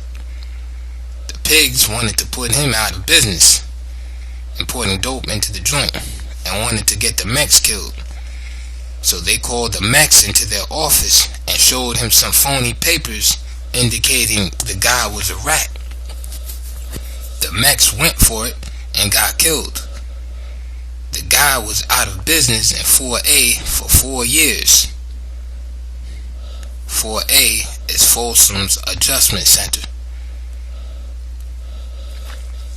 Terrible conflict going on all the time. At issue is who will run the joint, cops or cons, so it is never released that a police informer was killed for his mistake. I'm thinking that B will be at a loss to cite some cases in support of his fears that his witnesses will be harmed. We could state that he is playing on some concept of prison conditions that existed in 1920 but that do not exist today. Monday, March 23rd, 1970. I'm looking forward to a Good Friday. Never had one. I don't think Los Angeles is a good place for the trial. 15 floors above the ground, 1 million pigs. I was pushing you, rushing you, encircling you. Recall it. Occasion the remark from you that, quote, I don't know you that well, end quote. Look, I do plead guilty, but with this explanation that I hope you'll accept the past months as say the equivalent of 5 or more years acquaintance. I encircle the people that I dig. There are only 2 types of people inhabiting my closet, friends and foes, the ones I accept, the ones I reject. I accepted you from the outset, and in spite of the bitter experience of these years, I still find it easy to trust people. I sensed from the start that we were of kindred spirits. I rejected others, as you recall, because there was no kinship of spirit there. To me, length of acquaintance matters very little. I've been living in the trenches where it's understood that it's us against them, hide and seek. They are always it, and getting caught means getting dusted. There never are many of us, so when I've met one in the past, it's been my method to encircle and push. But push isn't a good term. It implies that I've put someone in front of me and there can never be any room in front of me. Let me say encircle and pull. You can never fully understand. It is an existential impossibility for you to know how it's been with me. My character and disposition are such that my response to a crisis situation always leads to a situation more desperate than the one which provoked it. But that's the way I like it, and believe me, Faye, I probably wouldn't be alive now if it weren't my habit to overreact and look forward for the trouble that I know is coming. It probably didn't have to be this way for me. Other blacks have faced the same situation and have not been hurt too badly. I couldn't take it. I'll never be able to take it. A knife in the back, the nightstick, the gas chamber, death over a slow fire notwithstanding. And things just keep escalating from one desperate situation to a situation more desperate. And I seize the bull by the horns. I'll ride him till his neck breaks or until he pins me to the wall. Conflict, struggle, and preparation for more struggle. You can't understand how it is to have to watch everyone who gets within arm's reach, or when under the gun to have to stay close to something to crawl under. When you came to see me in February, my heart was cold as Antarctica. Tuesday, March 24th, 1970, early morning. I'm convinced that it is the psychopathic personality that searches out a uniform. There's little doubt of what's going on in that man's head who will voluntarily don any uniform. Do you know that in these prisons there is a very fierce competition between the pig who wears a uniform and the pig who works in the civilian dress? The uniform pigs call themselves the custody department, while the others go under the heading of care and treatment.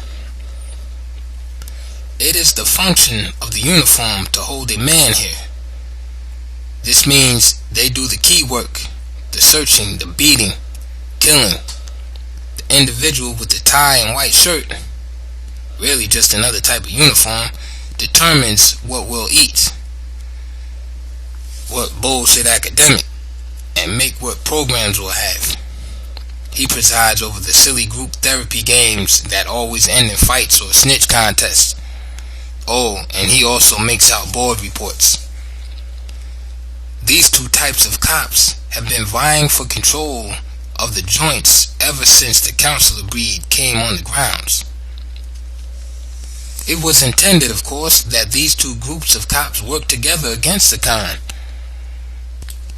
The rationale being, the more cons broken, the fewer will have to be killed. Consequently, less bad publicity for Department of Corrections political appointees and the political machine that appointed them. We killed that off by playing them against one another. If a uniform denied some small request, we would take it to the counselor.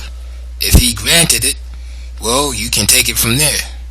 But we would purposely ask the uniform, and in a way that made it certain he would refuse, for things we were sure the counselor would approve. Everyone connected with the power complex has made the outcome reasonably predictable. Chaos.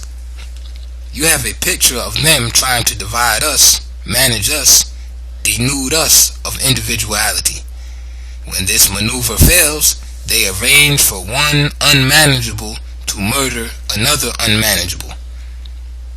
At the same time, they can't agree among themselves on anything. Cretins with guns. You couldn't count the personality conflicts between cop plus cop, cop plus con plus con, usually fomented by some cop or some unnecessarily harsh living condition. You couldn't count these conflicts within IBM. And I mean the ones that transpire openly in, say, 1 hour's time. To be certain that you dig what I'm saying, I'll here admit that most of the people who come through these places are genuinely sick in one way or the other. Monsters, totally disorganized, twisted, disgusting epitomes of the parent monster. Those who aren't so upon their arrival will surely be so when they leave. No one escapes unscathed. An individual leaves his individuality and any pride he may have had behind these walls. When you first enter Chino, you're required to write a confession that will be placed right in the front of your jacket under your picture and number. Note: Convict's record folder, log of all observations made by prison authorities. End note. Failure to write this confession means you go to the board. It means that you haven't taken the first step toward rehabilitation. All this is carefully explained to you in Chino. No confession, no parole. No one walks into the boardroom with his head up. This just isn't done. Guys lie to each other, but if a man gets a parole from these prisons, it means that he crawled into that room. Plus it means that he adopted the philosophical attitude toward shit in the face several times since his last board. Of the billions of conflicts and negative exchanges that take place in a year, the pigs choose which ones to pass over. The guy who earns a parole surrendered some face in the course of his stay here prior to the board. He walked away from some situation to save his body, at the cost of some part of his face. Read mind or pride or principle. No black will leave this place if he has any violence in his past, until they see that thing in his eyes, and you can't fake it. Resignation, defeat, it must be stamped clearly across the face. I've seen it. Eyes and black heads on the yard in San Quentin. Tracy, here. When I hit the yard in December 62, the brothers were lining up in the rain outside the protection of the shed that covers half of the upper yard. The Mexicans and whites had occupied all the lines under the shed. They would save long stretches of space for friends who never showed. So I had a picture on my first day there of the old slave, wet and trembling, while these other people relaxed with plenty of room under the shed. The brothers were mainly concerned with avoiding any trouble, since the pig invariably will shoot at the black face in a black and white altercation. Then it seems that blacks are much more concerned with establishing records that will lead to parole than whites or browns. I can't understand this since they have so much less to go home to. Earlier that same year, right here in Soledad, a white, nameless and faceless now, stabbed a brother with my surname because another brother called Butch beat him in one of those childish hand-to-hand disputes in the third-tier shower, the place for settling all disputes. The white inmate ran to his cell and asked for police protection. 200 blacks went after him with the intention of taking him from the police. Before it was over, there were only 4 of us against all the police in the county. A was there with me then, and 2 others. All the others, well, it started with a trembling of the lips, then a flaring of the nose, then that thing in the eyes. They sent us to San Quentin lockup for a month. Then JC and I were sent to Tracy, being the youngest of the 4. In Tracy, I did 6 months in adjustment center and was released to J Unit, the unit for unmanageables. Actually, they put me in this unit so that I would be close to some old enemies. A Mexican got killed in Soledad the year before. JC was picked up for it but later released. No one was ever convicted. In an honest case of mistaken identity, the Mexicans were supposed to be out to get me for it. I don't know where you got the tale of me attempting to integrate a movie area. It is a bit off. but it could have come from the events of that week I spent in J Unit. The blacks had to sit in the rear of the TV room on hard, armless, backless benches, while the Mexicans and whites sat up front on cushioned chairs and benches with backrests. Now check this. If one of those punks was in his cell or the shower, no one could sit in his seat, and certainly no black dare sit there. I'm serious. All of this taking place in front of a uniform and a large bold print sign in English and Spanish that read, "No saving of seats allowed."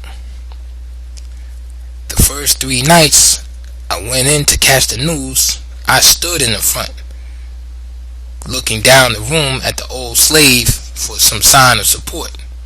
Old slave ignored me, eyes darting. He wants to go home. So do I, but I don't want to leave anything behind. Since my father didn't bequeath me much to begin with, any further losses leave me with nothing. I sat right in the front the 4th night, but I couldn't watch TV. I had to watch my back. The cop walked up and looked at me like I lost my mind. The cons tolerated me, 215 pounds and apparently a lunatic, for 3 days.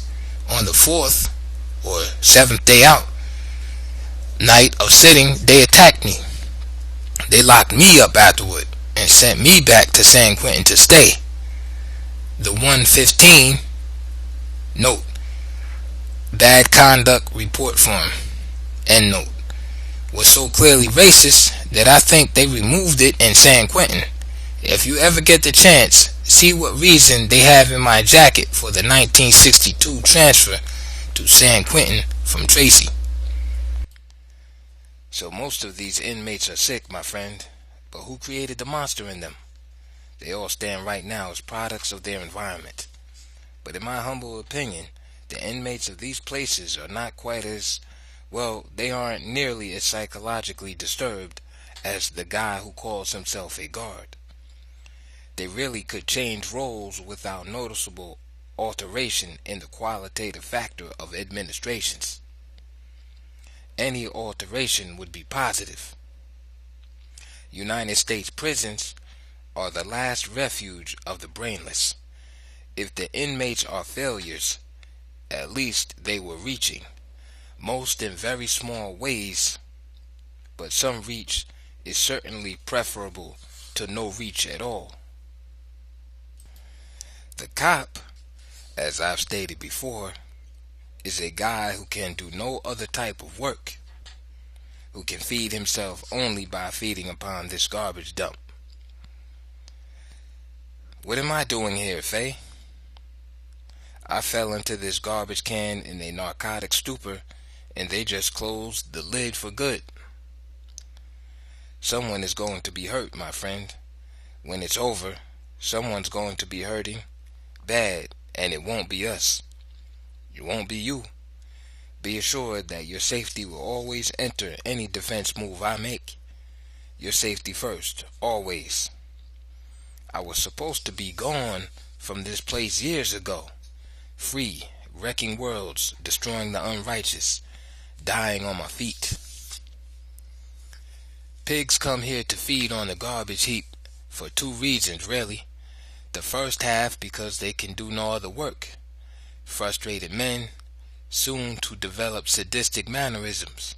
And the second half, sadists out front, suffering under the restraints placed upon them by an equally sadistic, vindictive society. The sadist knows that to practice his religion upon the society at large will bring down upon his head their sadistic reaction. Killing is great fun, but not at the risk of getting killed. Note how they squeak and pull out their hair over losing even one. But the restraints come off when they walk through the compound gates. The whole posture goes through a total metamorphosis. Inflict pain, satisfy the power complex, and get it checked. How can the sick administer to the sick? In the well-ordered society, prisons would not exist as such. If a man is ill, he should be placed in the hospital, staffed by the very best of technicians. Men would never be separated from women. These places would be surfeited with equipment and meaningful programs, even if it meant diverting funds from another or even from all other sectors of the economy. It's socially self-destructive to create a monster and loose him upon the world. But we can't cure with diagnosis.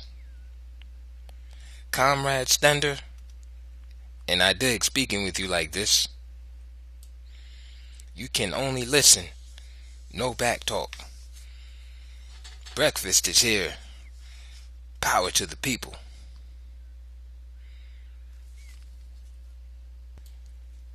Tuesday, March 24th, 1970.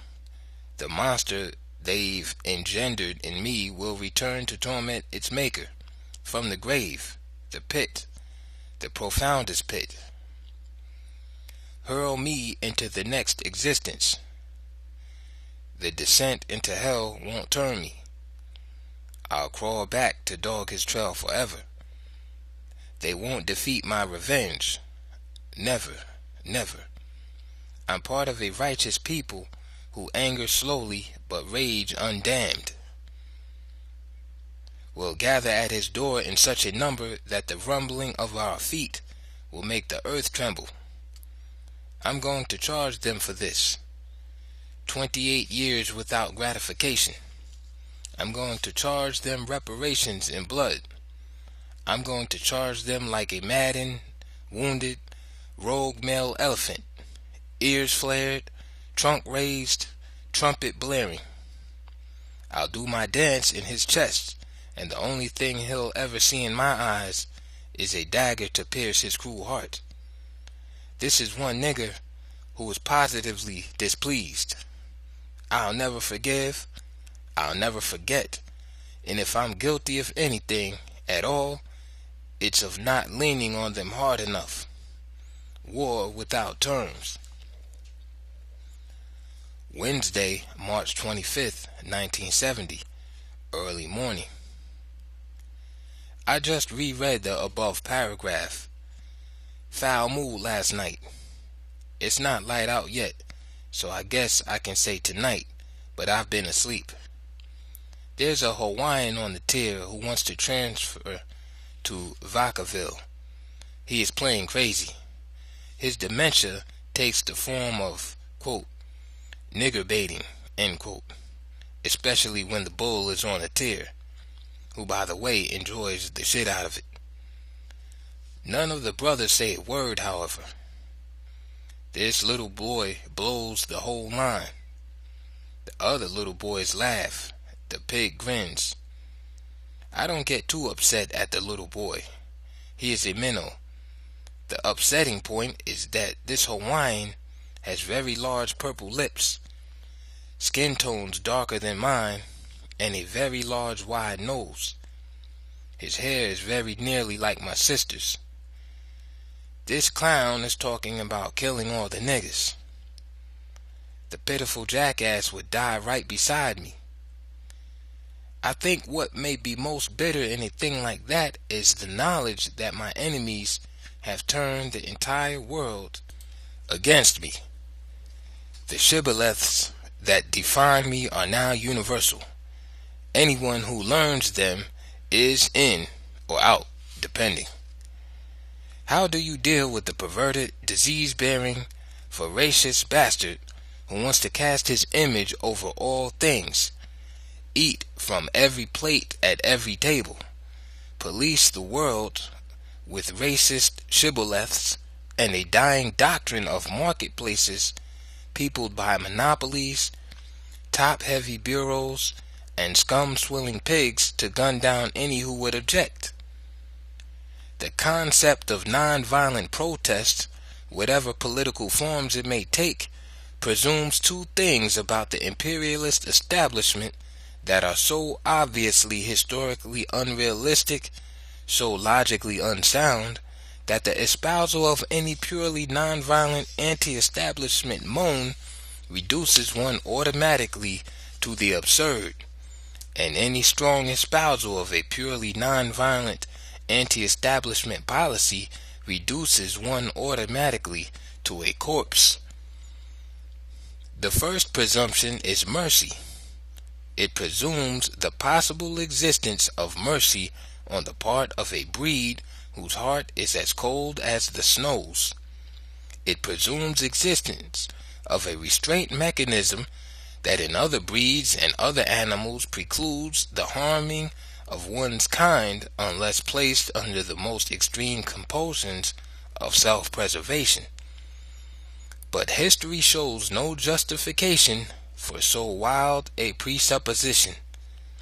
I refer you to Leopold II's Congo, the Indian Wars of the last century, the Union of South Africa, Sharpsville, the Philippines at the turn of the century. I refer you to Germany during the Depression and war years. I refer you to Vietnam. Just a cursory reading of history and just a glance about me now would show that I could expect more mercy from a pack of Bengal tigers.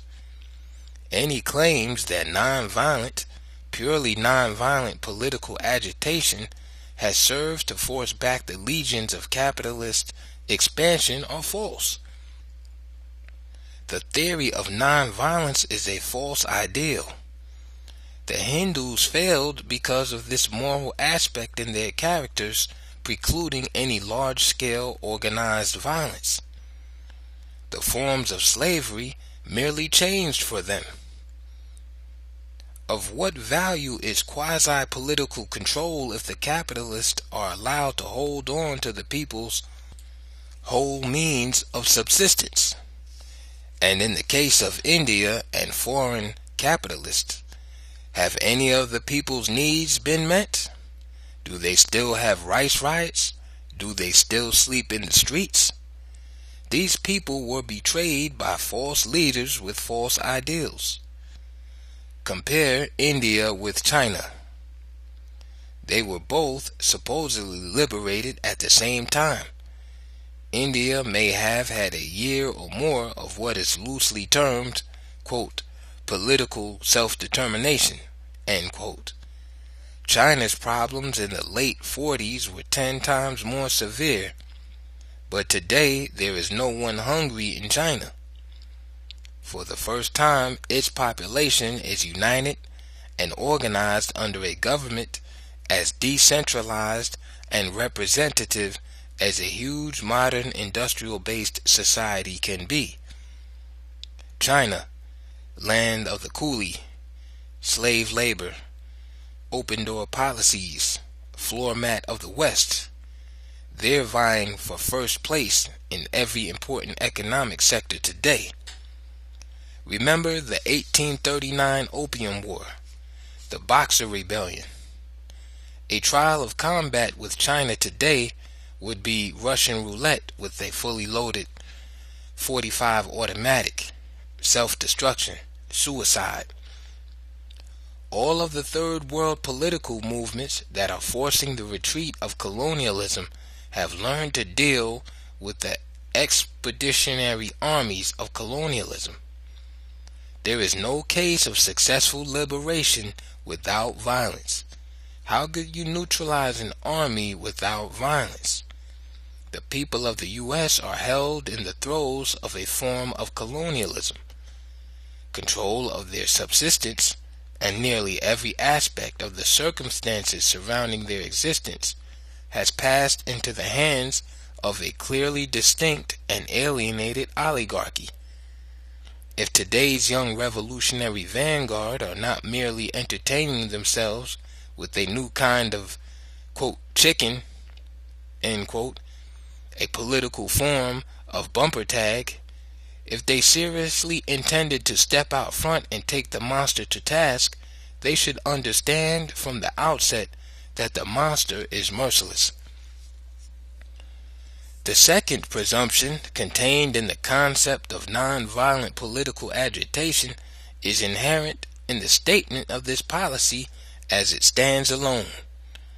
The mere utterance of nonviolent policy statements implies that it is possible for one to take the opposite course and pursue violence. But in our case, this has not been proved. In all cases, there is a contradiction and a dangerous presumption in the statement and pursuit of nonviolent political policy, especially when the opposition is not so committed. The danger derives from the very realistic fact that the statement and pursuit of nonviolent tactics will always be mistaken for weakness, as these tactics stand alone. The contradiction is then revealed in that power is expected to surrender to weakness. Pure nonviolence as a political ideal, then, is absurd. Politics is violence. It may serve our purpose to claim nonviolence, but we must never delude ourselves into thinking that we can seize power from a position of weakness with half measures, polite programs, righteous indignation, loud entreaties. If this agitation that we like to term as nonviolent is to have any meaning at all, we must force the fascist to taste the bitterness of our wrath. Nonviolence must constantly demonstrate the effects of its implied opposite. The dialectic between Narodnik and nihilist should never break down. One should not exist without the concomitant existence of the other. Breakfast is here. Long live the guerrillas. Wednesday, March 25th, 1970. Late. I suspect that the pigs have stopped the correspondence form that I sent to your friend. The 4 or 5 people who attacked the pigs last week, recall they had weapons, took the keys, they're out of the hole, isolation already, over here with us. I don't, however, suspect foul play too strongly. The Mexican was beaten pretty badly. Just lit the 41st cigarette. The punks throw stuff at us through the bars when they are let out for showers. I mean foul stuff too. We each get a half hour a day, 6 days of the week, to shower or exercise in the limited space in front of our cells. The walks are segregated. Blacks are never allowed to walk or shower or even to come out of their cells at all when the whites are out of their cells. The more perverse of, quote, Hitler's little helpers, end quote, save their excretions to throw in our cells as they walk back and forth to their shower and exercise. The shit literally flies at us almost every day. The blacks don't even consider throwing excrement. We retaliate by shooting at them with little, crudely made zip guns and powerful slingshots fashioned from the elastic on our shorts. If the pigs were interested in stopping this silly shit, they would integrate the shower walks. If they fear they would lose control that way, they could segregate the whole building. No whites or Mexicans on this floor at all. To seize power for the people and relegate fascism to the history books, the vanguard must change the basic patterns of thought. We are going to have to study the principles of people's movements. We are going to have to study them where they took place and interpret them to fit our situation here. We have to yet discover the meaning of people's war, people's army.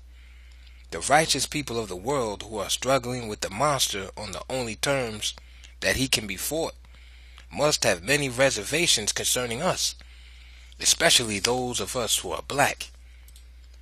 What are the fierce and wonderful people of Vietnam thinking of us? Where is the real left wing? What has been done to us that makes us fail to resist? The successes of China, Cuba, Vietnam, and parts of Africa cannot be attributed to any innate, singular quality in the characters of their people. Men are social creatures, herd animals. We follow leaders. The success or failure of mass movements depends on their leadership and the method of their leadership. We must take our lessons from these people, reorganize our values, decide whether it is our personal desire to live long or to chance living right. People's war, class struggle, war of liberation means armed struggle. Men like Hoover, Reagan, Hunt, Agnew, Johnson, Helms, Westmoreland, Abrams, Campbell, Carswell are dangerous men who believe that they are the rightful Führers of all the world's people. They must be dealt with now. Can men like these be converted? Will they allow anyone to maneuver them out of their positions of power while they still live? Would Nixon accept a people's government, a people's economy? How can we deal with these men who have so much at stake, so much to defend? Honesty forces us to the conclusion that the only men who will successfully deal with the Hoovers, Helmses, and Abramses will be armed men. It's obvious to me that nothing of any consequence can be achieved while these men rule. Class struggle means the suppression of the opposing class and suppression of the American general staff and the corporate elite. The moment this three-headed monster detects the danger contained in our ideals and ideas, he will react violently against us. Just the whisper of revolt excites in him a swift and terrible reflex. So swift we won't even know how we died. Thursday, March 26, 1970. So, my friend, the terms have been established. That is the only way I will accept any more time in this life. I don't want to live any other way. I want my food and drink from the people's stash. I want to hide, run, and look over my shoulder. The only woman that I could ever accept is one who would be willing to live out of a flight bag, sleep in a coal car, eat milkweed, bloodroot, wild greens, dandelions, a rabbit, a handful of rice. She would have to be willing to run and work all night and watch all day. She would bathe when we could, change clothes when we could. She would own nothing, not solely because she loved me, but because she loved the principle, the revolution, the people. I don't think this rotten society has produced any such wonderful creatures. There is a Cuban brother here on the tier. His folks left, but he supports the revolution. He can run some beautiful things about the people of Cuba when he'll talk, and when I can understand him. The thing that fixes me best is how the revolution is gauged to operate on the family plan. Children with a role, women in the same roles as men, education standardized. I remembered that those people had been some of the most corrupt in the Western world. Remember when the U.S. was in control? It was just like one of the Mexican border towns. The revolution brought all of those wonderful new people into existence. It will be the same here, right on, to the most beautiful conclusion. Power to the people. If they try to read this, it will explain my somewhat damaged condition in court tomorrow. You are my favorite person, Faye Stender. Take care of yourself.